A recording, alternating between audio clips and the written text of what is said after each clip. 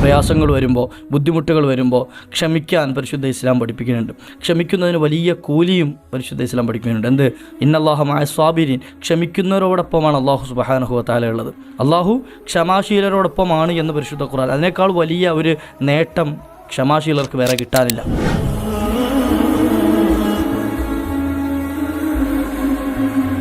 അസ്സലാമു അലൈക്കും വറഹ്മത്തുള്ളാഹി വബറകാതുഹു. ബിസ്മില്ലാഹി വൽഹംദുലില്ലാഹ് വസ്സലാത്തു വസ്സലാമു അലാ അഷ്റഫി റസൂലില്ലാഹ് വഅലാ ആലിഹി വസഹ്ബിഹിൽ ഫായിസീന ബിറളില്ലാഹി അമ്മാ ബഅദ്. പ്രിയമുള്ള മുഅ്മിനീങ്ങൾ, അല്ലാഹു നമ്മുടെ എല്ലാ സൽക്കർമ്മങ്ങളും കബൂലാക്കുമാറാകട്ടെ. ഈ പറയുന്നതും കേൾക്കുന്നതുമൊക്കെ അവൻ്റെ സ്വാലിഹായ ഇബാദത്തുകളിൽ അല്ലാഹു പെടുത്തി തരുമാറാകട്ടെ. ഇത് കാരണം നമ്മുടെ പാപങ്ങളൊക്കെ പുറത്ത് നാളെ പരിശുദ്ധ സ്വർഗ്ഗത്തിൽ അല്ലാഹു നമ്മയും നമ്മുടെ മാതാപിതാക്കൾ, ബന്ധുമിത്രാദികൾ, ഉറ്റവർ, ഉടയവർ, നമ്മോട് ദുആ വസിയത്ത് ചെയ്തവർ, നമ്മെ സഹായിക്കുന്നവർ, സ്നേഹിക്കുന്നവർ, നാമുമായി സഹകരിക്കുന്നവർ എല്ലാവരെയും അല്ലാഹു പരിശുദ്ധ സ്വർഗ്ഗത്തിൽ ഒരുമിച്ച് കൂട്ടി അനുഗ്രഹിക്കുമാറാകട്ടെ. മറിച്ച് ആദ്യം ക്ഷമിക്കുക. അല്ലാഹു ക്ഷമാശീലരോടൊപ്പം നമ്മയൊക്കെ ചേർത്ത് വരുമാറാകട്ടെ. അപ്പോൾ മനുഷ്യന് വേണ്ട ഏറ്റവും നല്ലൊരു ഗുണമാണ് ക്ഷമ. നമുക്കെന്തെങ്കിലും വിപത്ത് വരുമ്പോൾ, നമുക്കെന്തെങ്കിലും പ്രയാസങ്ങൾ വരുമ്പോൾ നമ്മുടെ ശരീരത്തെ അടക്കി നിർത്താനും നമ്മുടെ ശരീരത്തെ ക്ഷമ പഠിപ്പിക്കാനും പരിശുദ്ധ ഇസ്ലാം പഠിപ്പിക്കുന്നുണ്ടല്ലോ. അതുകൊണ്ട് തന്നെ ആ ക്ഷമയെ നമ്മളെപ്പോഴും അല്ലാഹുവിനോട് ചോദിക്കണം. അല്ലാഹു, എനിക്ക് വരുന്ന വിപത്തുകൾ നീ എനിക്ക് കണക്കാക്കിയത് എന്തായാലും വരും. നീ എനിക്ക് കണക്കാക്കിയത് എങ്ങും തട്ടാതെ മുട്ടാതെ എന്നിലേക്ക് തന്നെ എത്തും. അതൊന്ന് എന്നെ തൊട്ട് നീ മാറ്റിക്കളയണം. നിൻ്റെ ഖദറുകലായിൽ നിന്നും നീ എനിക്ക് സലാമത്ത് നൽകണം എന്ന് നമുക്ക് ദുആ ഇറക്കാം. ഇനി അഥവാ എനിക്ക് എന്തെങ്കിലും വിപത്തുകൾ വന്നു പോയാൽ, പിടഞ്ഞു പോയാൽ നീ ക്ഷമിക്കാനുള്ള കഴിവ് നൽകണം. കാരണം അതിൽ കൂലിയുണ്ടെന്ന് പുന്നാര നബി തങ്ങൾ പഠിപ്പിച്ചതാണ്. മുഅ്മിനിൻ്റെ കാര്യം വലിയ അത്ഭുതമാണ്. അജബൽ ലി അംരിൽ മുഅ്മിൻ ഇദാ അസാബത്ഹു സറാഹു, അവനെന്തെങ്കിലും സന്തോഷമുള്ള, അവനിഷ്ടമുള്ള എന്തെങ്കിലും കാര്യം അവനിലേക്ക് ഉണ്ടായിക്കഴിഞ്ഞാൽ ഹമിദല്ലാഹ വ ശക്കറഹു, അള്ളാഹുവിനെ അവൻ സ്തുതിക്കുകയും അള്ളാഹുവിനെ നന്ദി രേഖപ്പെടുത്തുകയും ചെയ്യും. ഇനിയോ വൈദ അസ്വാബത്തുഹു ലറ, എന്തെങ്കിലും പ്രയാസങ്ങൾ ഉണ്ടായിക്കഴിഞ്ഞാലോ സ്വബറ, അള്ളാഹു സുബ്ഹാനഹു തആലയ്ക്ക് വേണ്ടി അള്ളാഹുവിൻ്റെ പ്രീതി കാംക്ഷിച്ചുകൊണ്ട് അവൻ അതിനെ ക്ഷമിച്ചു കളയും. അതുകൊണ്ട് രണ്ടിനും അവന് കൂലിയാണ്. അവന് നന്മയുണ്ടായാലും ദോഷമുണ്ടായാലും അവന് കൂലിയാണ് എന്ന് പരിശുദ്ധ പ്രവാചകർ മുഹമ്മദ് റസൂലുള്ളാഹി സ്വല്ലല്ലാഹു അലൈഹി വസല്ലം. അള്ളാഹു നമ്മുടെ എല്ലാ കാര്യങ്ങളും റാഹത്തിലാക്കി തരുമാറാകട്ടെ. ഇന്ന് നമ്മൾ പഠിക്കാൻ പോകുന്ന ഒരു ദുആ, നമ്മുടെ പ്രയാസങ്ങൾ വരുമ്പോൾ, നമുക്ക് പ്രശ്നങ്ങൾ വരുമ്പോൾ, ടെൻഷനുകൾ വരുമ്പോഴൊക്കെ നമുക്ക് ക്ഷമ മുറുകെ പിടിക്കാനുള്ള ഖുവ്വത്ത് കിട്ടാൻ, നമ്മുടെ ശരീരത്തെ, നമ്മുടെ മനസ്സിനെ ഒന്ന് നിയന്ത്രിച്ച് നിർത്താൻ ഹബീബായ ഒരുപാട് ആളുകൾ പല പ്രയാസങ്ങൾ പറഞ്ഞവർ ഈ വിഷയം പറഞ്ഞ ടെൻഷനാണ് ഉസ്താദെ. ടെൻഷൻ കൊണ്ട് ബുദ്ധിമുട്ടുന്ന ആളുകൾ അല്ലേ? നമ്മളിൽ പലരും ഉണ്ടാവും ടെൻഷൻ ടെൻഷൻ ടെൻഷൻ, എന്ത് ചെയ്യണമെന്നറിയാതെ ഈ ആത്മഹത്യയുടെ വക്കിലേക്കൊക്കെ എത്തുന്നത് എന്ത് ചെയ്യണമെന്നൊരു മാർഗ്ഗം മുന്നിലില്ലാത്തത് കൊണ്ടാണ്. ഒന്നും ചെയ്യാൻ കഴിയില്ല. പക്ഷേ അവർ ചിന്തിക്കണില്ല, എനിക്ക് ഏറ്റവും വലിയ മാർഗം അള്ളാഹു എന്നുള്ള ഒരു മാർഗം മുന്നിലുണ്ട് എന്ന്. എൻ്റെ മുന്നിലും പിന്നിലും വലത്തും ഇടത്തും മുകളിലും താഴെയുമൊക്കെ എന്നെ കാണാൻ പറ്റുന്ന, നോക്കുന്ന ഒരു യജമാനനായ റബ്ബ് എനിക്കുണ്ട് എന്ന് ഈ ടെൻഷൻ്റെ വക്കിലെത്തിയ, അല്ല ടെൻഷൻ പിടിച്ച് അവസാനം ആത്മഹത്യയുടെ വക്കിലെത്തിയ ആളുകൾ ചിന്തിക്കണില്ല, അള്ളാഹു എന്നുള്ള ഒരു സൃഷ്ടാവ് എന്നെ കാണുന്നുണ്ട് എന്ന്. അള്ളാഹു ആ ബോധം നമുക്ക് നൽകുമാറാകട്ടെ. അപ്പോൾ അള്ളാഹുവിലേക്ക് ഭരമേൽപ്പിക്കുക, അള്ളാഹുവിലേക്ക് ഏൽപ്പിച്ചു കൊടുക്കുക. ടെൻഷൻ മാറി നിൽക്കും, ടെൻഷൻ മാറും. ടെൻഷൻ ഇല്ലെങ്കിലോ ഈ ദുനിയാവ് അവനൊരു പ്രശ്നമേ ആകൂല, ദുനിയാവ് ഒരു വിഷയമാകൂല. മഹാന്മാരായ മുൻഗാമികളുടെ ജീവിതം എടുത്ത് പരിശോധിച്ചാൽ അറിയാൻ പറ്റും. അള്ളാഹ് എന്ന ചിന്തയുണ്ടോ ഒരിക്കലും ടെൻഷൻ ഉണ്ടാവില്ല. ഞാനൊരു ചരിത്രം ബർക്കത്തിന് വേണ്ടി പറയാം. മഹാനായ മുഹീദ്ദീൻ ഷെയ്ഖ് റളിയല്ലാഹു അൻഹു, അദ്ദേഹത്തിൻ്റെ ചരിത്രം പറയുന്നുണ്ട്. അവിടുന്ന് ദർസ് നടത്തിക്കൊണ്ടിരിക്കുക, വലിയ വലിയ മജ്ലിസ്, ഒരുപാട് ശിഷ്യഗണങ്ങളുള്ള വലിയ ദർസ് നടത്തിക്കൊണ്ടിരിക്കുന്ന സമയത്ത് മുഹീദ്ദീൻ ഷെയ്ഖ് തങ്ങൾ ചെറിയ ചില്ലറക്കാരനല്ല, വലിയ സമ്പന്നനായിരുന്നു. കൈലാൻ ദേശത്തെ അന്നത്തെ വലിയ സമ്പന്നരുടെ പട്ടികയിൽപ്പെട്ട ആളാണ്. കോടിക്കണക്കിന് രൂപയുടെ ബിസിനസ് ഉണ്ടായിരുന്നു. വലിയ കച്ചവടക്കാരനായിരുന്നു മഹാനായ മുഹീദ്ദീൻ ഷെയ്ഖ്. നമ്മൾ അബ്ദുൽ ഖാദർ ജീലാനി ഷെയ്ഖ്, മുഹീദ്ദീൻ ഷെയ്ഖ് എന്നൊക്കെ പറയുമ്പോൾ നമ്മൾ വിചാരിക്കും ഒരു പള്ളിയുടെ മൂലയ്ക്ക് ഒതുങ്ങിക്കൂടി ദിക്റും ദുആയുമായിട്ട് കഴിഞ്ഞുകൂടിയിരുന്ന ആൾ. അല്ലല്ല, ദുനിയാവും അള്ളാഹു കൊടുത്തിരുന്നു അദ്ദേഹത്തിന്, അതിലുപരി ആഖിറത്തിലേക്കുള്ള ചിന്തയും കൊടുത്തിരുന്നു. അതിനൊരു ഉദാഹരണമാണ്, ഒരിക്കൽ ദർസ് നടത്തുന്ന സമയത്ത് ഒരു മനുഷ്യൻ ഓടി വന്നിട്ട് മഹാനായ ജീലാനി തങ്ങളോട് പറയുകയാണ്, അബ്ദുൽ ഖാദിർ ജീലാനി തങ്ങളെ, തങ്ങളുടെ കോടിക്കണക്കിന് വരുന്ന കപ്പൽ, തങ്ങളുടെ കോടിക്കണക്കിന് വരുന്ന ചരക്കു കപ്പൽ അത് കടലിലേക്ക് മുങ്ങിപ്പോയിട്ടുണ്ട്,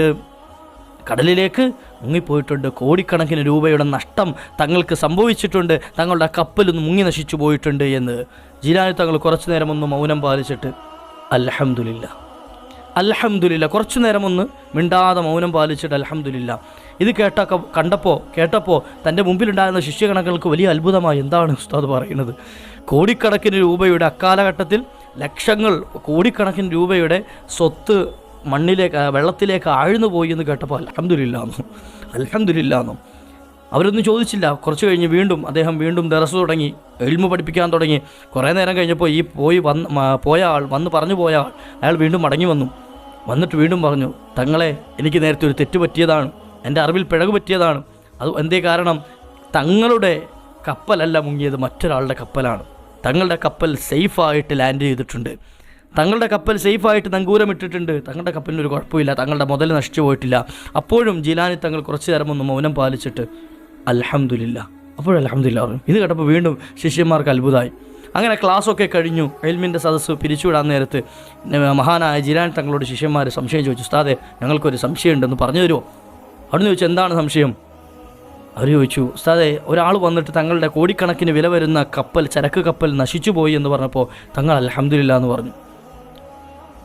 അത് തിരിച്ചു കിട്ടിയെന്ന് പറഞ്ഞപ്പോഴും അൽഹംദുലില്ലാ എന്ന് പറഞ്ഞു. തിരിച്ചു കിട്ടിയെന്ന് പറയുമ്പോൾ അൽഹംദുലില്ലാ പറയൽ നമ്മൾ സാധാരണ ചെയ്യുന്ന നമുക്കൊരു അനുഗ്രഹം. അത് നഷ്ടപ്പെട്ടു പോയില്ല, തിരിച്ചു കിട്ടിയെന്ന് അറിയുമ്പോൾ അൽഹംദുലില്ലാ നമ്മൾ പറയും. പക്ഷേ നശിച്ചു പോയി എന്ന് കേട്ടപ്പോൾ തങ്ങൾ അൽഹംദുലില്ലാ പറയാനുള്ള കാരണം എന്താണ് ഒന്ന് പറഞ്ഞു തന്നാലും. ജീലാനി തങ്ങൾ പറഞ്ഞു, പുഞ്ചിരി തൂക്കിക്കൊണ്ട് പറഞ്ഞു, ചരിത്രത്തിൽ കാണാം, ഈ മനുഷ്യൻ വന്നിട്ട് എന്നോട് എൻ്റെ ചരക്ക് കപ്പൽ, എൻ്റെ കോടിക്കണക്കിന് വരുന്ന ദുനിയാവിൻ്റെ സമ്പാദ്യം നശിച്ചു പോയി എന്ന്, കപ്പൽ മുങ്ങിപ്പോയി എന്ന് പറഞ്ഞപ്പോൾ ഞാൻ ചിന്തിച്ചത് എന്താണെന്നറിയോ? എൻ്റെ കൽബിലേക്കൊന്ന് നോക്കി, എൻ്റെ ആ നഷ്ടം കാരണം, ദുനിയാവിൻ്റെ നഷ്ടം കാരണം എൻ്റെ കൽബിൽ അല്ലാഹ് എന്ന ചിന്തയെ തൊട്ട് വേറൊരു മാറ്റം. അല്ലോ പോയല്ലോ റബ്ബേ എന്ന് പറഞ്ഞ് ടെൻഷൻ അടിച്ച് വീഴുന്നുണ്ടോ എന്ന്, എൻ്റെ കൽബിൽ അല്ലാഹു അല്ലാത്തൊരു ചിന്ത വരണുണ്ടോ എന്ന് ഞാൻ നോക്കി. പക്ഷേ അല്ലാഹു അല്ലാഹു അല്ലാഹ് അല്ലാഹു അല്ലാഹു അല്ലാഹ് അല്ല എന്ന ചിന്തയല്ലാത്ത മറ്റൊരു ചിന്തയും എൻ്റെ കൽബിലേക്ക് കടന്നു വന്നില്ല. അല്ലയല്ലാത്ത ഒരു ചിന്തയും എൻ്റെ ഹൃദയത്തെ തൊട്ട് തലോടിയില്ല. അല്ലാഹു അല്ലാഹു അല്ലാഹ്. അത് കേട്ടപ്പോൾ, അത് മനസ്സിലാക്കിയപ്പോൾ എനിക്ക് വല്ലാത്ത സന്തോഷമായി. അൽഹംദുലില്ലാ, ഞാൻ റബ്ബിനെ സ്തുതിച്ചു. എന്നാൽ കുറച്ച് കഴിഞ്ഞപ്പോഴോ വീണ്ടും ഈ മനുഷ്യൻ വന്ന് പറഞ്ഞത്, നിങ്ങളുടെ കപ്പലിനൊരു കുഴപ്പമില്ല, നിങ്ങളുടെ സമ്പാദ്യത്തിനൊരു നഷ്ടവും സംഭവിച്ചിട്ടില്ല, നിങ്ങളുടെ ലാഭം അതുപോലെ തന്നെ ഉണ്ട് എന്ന്. അപ്പോൾ ഞാൻ ചിന്തിച്ചത് എന്താ, എൻ്റെ കൽബിലേക്ക് ഞാൻ വീണ്ടും നോക്കി. ഇത് കേട്ടിട്ട്, എൻ്റെ സമ്പാദ്യം തിരിച്ചു കിട്ടിയെന്ന് കേട്ടിട്ട് എൻ്റെ കൽബ് സന്തോഷം കൊണ്ട് മതിമറക്കുന്നുണ്ടോ, അള്ളാഹുവിനെ ഒഴിവാക്കുന്നുണ്ടോ, അള്ളാഹുവിൻ്റെ പേര് മറന്നു പോകുന്നുണ്ടോ എന്ന്. പക്ഷേ അപ്പോഴും എൻ്റെ കൽബ് തുടിക്കുന്നത് അല്ലാഹ് അല്ലാഹ് എന്ന നാമത്തിൽ മാത്രമാണ്. അപ്പോഴും എനിക്ക് സന്തോഷമായി. അൽഹംദുലില്ലാ, കൽബിലേക്ക് ദുനിയാവ് കയറിയിട്ടില്ല. അതുകൊണ്ട് തന്നെ ഒരു ടെൻഷൻ ഉണ്ടായില്ല. കോടിക്കണക്കിന് രൂപയുടെ നഷ്ടം സംഭവിച്ചു, പോകുന്നത് പോട്ടെ, റബ്ബ് തന്നതാണ്, അത് റബ്ബ് തന്നെ എടുത്തു, അത്രയേ ഉള്ളൂ. അള്ളാഹു നൽകിയതാണ്, അള്ളാഹു തന്നെ എടുത്തു. അള്ളാഹ് കഴിഞ്ഞ നമ്മുടെ തലശ്ശേരിയിൽ, നമ്മുടെ മഹല്ലിൽ ഒരു ചെറിയ മകൻ മരണപ്പെട്ടു. അള്ളാഹു മഗ്ഫിറത്ത് കൊടുക്കട്ടെ, സ്വർഗത്തിലാക്കി കൊടുക്കട്ടെ. ആ മാതാപിതാക്കൾക്ക് അള്ളാഹു സമാധാനം നൽകുമാറാകട്ടെ. നമ്മുടെ മക്കളെയൊക്കെ അള്ളാഹു സംരക്ഷിക്കുമാറാകട്ടെ. കളിക്കുന്നതിനിടയിൽ പൈപ്പിൽ തൻ്റെ വയറ് തട്ടിയിട്ട് വയറ് ചെന്ന് പൈപ്പിലിടിച്ചു. പക്ഷേ പുറത്ത് മുറിവൊന്നുമില്ല, ഉള്ളിലെ കുടൽ മുറിയുകയും അങ്ങനെ കുറേ പ്രയാസമാവുകയും വലിയ സീരിയസ് ആവുകയും ഹോസ്പിറ്റലിലൊക്കെ കടന്നു, ഓപ്പറേഷൻ ചെയ്തു. പക്ഷേ അതൊന്നും സക്സസ് ആകാതെ കഴിഞ്ഞ ദിവസം മരണപ്പെട്ടു. അള്ളാഹു മഗ്ഫിറത്ത് നൽകട്ടെ. അള്ളാഹു ആ ഉമ്മാക്കും ഉപ്പാക്കും നാളെ സ്വർഗത്തിൽ ഖിദ്മത്ത് ചെയ്യുന്ന മകനായി, നല്ല സാലിഹായ മകനാക്കി അള്ളാഹു സുബ്ഹാനഹു വ തആല സ്വീകരിക്കട്ടെ. ഉപ്പാനെ ഉമ്മാനെ കൈപിടിച്ച് സ്വർഗത്തിലേക്ക് കൊണ്ടുവന്ന് മക്കളാക്കട്ടെ. അപ്പോൾ മക്കൾ നഷ്ടപ്പെട്ടു, കൽബിൽ ടെൻഷനാണ്. അത്രത്തോളം വിഷമം ഒരു മാതാപിതാക്കൾക്ക് വേറെ ഉണ്ടാവില്ല. സമ്പാദ്യം മുഴുവൻ നഷ്ടപ്പെട്ടാലും മക്കൾ, തൻ്റെ സ്വന്തം ചോരയിൽ പിറന്ന, താൻ നൊന്ത് പ്രസവിച്ച മക്കൾ തൻ്റെ ജീവിതകാലത്ത് മരണപ്പെട്ടു പോകൽ ഒരു മാതാവിനും പിതാവിനും സഹിക്കാൻ കഴിയില്ല. പക്ഷേ കൽബിനടക്കുക, അള്ളാഹു തന്നതാണ്, അള്ളാഹു തിരിച്ചു വിളിക്കും. അങ്ങനെ മഹദിയായ നമ്മുടെ കൽബിന് ടെൻഷൻ വരുന്ന സമയത്ത് അതൊന്ന് തടഞ്ഞു നിർത്താൻ, അതിനൊരു പരിഹാരം കിട്ടാൻ നമ്മുടെ കയ്യിലൊരു പിടിവള്ളി ആവശ്യമാണ്. ഇൻഷാ അല്ലാഹ് ഇന്ന് നമുക്കത് പഠിക്കാം. മഹാനായ മഹദിയായ ആയിഷത്തു സിദ്ദീഖ റളിയല്ലാഹു അൻഹ പഠിപ്പിച്ചു തരികയാണ്. ഈ ഹദീസ് നബി സല്ലല്ലാഹു അലൈഹി വസല്ലമ തങ്ങൾ, മുത്തുനബി തങ്ങളെ പഠിപ്പിച്ചു തന്ന ദുആയാണ്, ജീവിതത്തിൽ പതിവാക്കണം.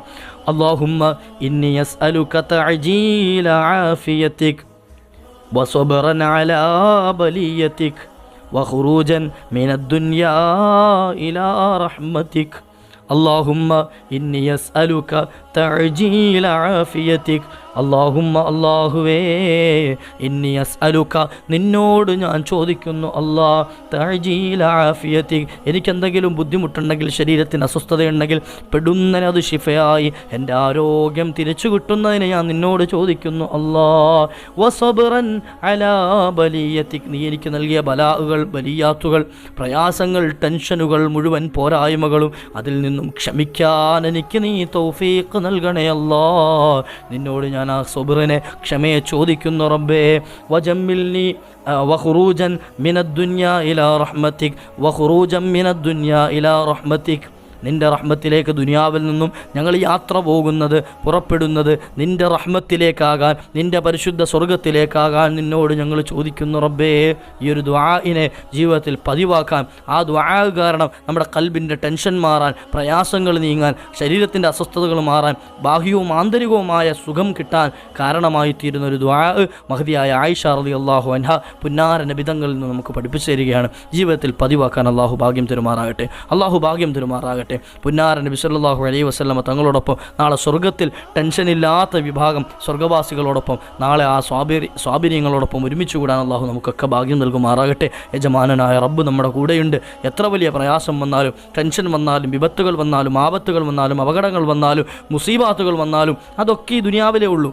ഈ ദുനിയാവ് കഴിഞ്ഞാൽ കഴിഞ്ഞു. എൻ്റെ കുറഞ്ഞ സമയത്തേക്കുള്ള ടെൻഷനുകളല്ലേ, അതിൻ്റെ പേരിൽ ടെൻഷൻ അടിച്ച് ജീവിതം നശിപ്പിക്കാതെ, അള്ളാഹുവിനെ മറന്നു പോകാതെ, ജീവിതം പാഴാക്കി കളയാതെ ഖൈറിലായിട്ട് ത്വാഅത്തിലായിട്ട് മുന്നേറാൻ അള്ളാഹു നമുക്കൊക്കെ ഭാഗ്യം നൽകുമാറാകട്ടെ. ഇൻഷാ അള്ളാഹ് ജീവിതത്തിൽ പതിവാക്കുക ഈ ദുആ ടെൻഷനുകളൊക്കെ ഒഴിഞ്ഞു കിട്ടാൻ കാരണമായി തീരും. അള്ളാഹു സുബ്ഹാനഹു വ തആല നാളെ പുന്നാര നബിതങ്ങളുടെ ജിവാറിൽ നിൻ്റെ ലിഖാവ് കണ്ട് സന്തോഷിക്കാൻ റബ്ബേ നീ ഞങ്ങൾക്കൊക്കെ ഭാഗ്യം നൽകണേ അള്ളാഹ്. ഇൻഷാ അള്ളാഹ് മറ്റൊരു അവസരത്തിൽ മറ്റൊരു ദുആ ദിക്റൊക്കെ ആയിട്ട് നമുക്ക് കണ്ടുമുട്ടാം. ഞങ്ങളൊക്കെ ദുആ ഇറക്കണമെന്ന വസിയത്തോടു കൂടി വാഖിറു ദഅവാനാ അൽഹംദുലില്ലാഹ്. അസ്സലാമു അലൈക്കും വറഹ്മത്തുള്ളാഹി.